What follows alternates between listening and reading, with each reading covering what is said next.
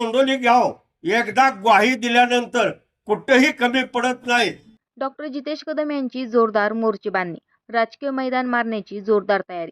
कदम कुटुंबातील युवा नेते गेले अनेक वर्षापासून कडेगाव तालुक्यासह सांगली जिल्ह्यातील अनेक लोकांचे प्रश्न सोडवण्यासाठी धडपडणारे आणि तालुक्यासह जिल्ह्यात मोठा चाहता वर्ग असलेले डॉक्टर जितेश कदम हे हिंगणगाव बुद्रुक या पंचायत समिती गणातून निवडणुकीच्या मैदानात उतरले आहेत। जितेश कदम यांनी घरोघरी भेटीगाठी आणि कार्यकर्त्यांसोबत बैठकांचा धडाका सुरू केलाय। सुरुवातीला अवघड वाटणारी ही निवडणूक जितेश कदम हे ज्या पद्धतीने रणनीती आखून लढत आहेत त्यामुळे अगदी सोयीस्कर होईल अशा पद्धतीचं वातावरण त्या ठिकाणी तयार झालंय। सामान्य लोकांच्या अडचणी आणि प्रश्न सोडवण्यासाठी अर्ध्या रात्री मला कॉल करा आणि जर कॉल उचलला नाही तर नाव सांगणार नाही असं आश्वासन जितेश कदम यांनी लोकांना दिले। सर्वांगीण विकास कशाला म्हणतात हे तुम्हाला निश्चितपणे येणाऱ्या 5 वर्षामध्ये जितेश कदम निश्चितपणे दाखवून देईल, हा विश्वास तुम्हाला या निमित्ताने देतो।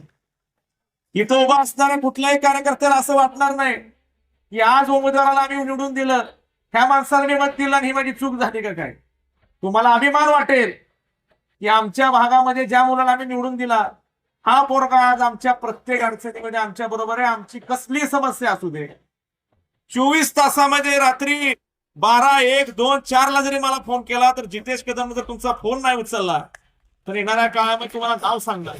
कार्यकर्त्यांना मला हेच दाखवून द्यायचं, तिथून पुढं जसं आपण एका उंचीवर सगळे बसलेलो आहे, येणाऱ्या काळामध्ये तुमचा नेता सुद्धा तुमच्या पद्धतीनं तुमच्या उंचीनच काम करेल।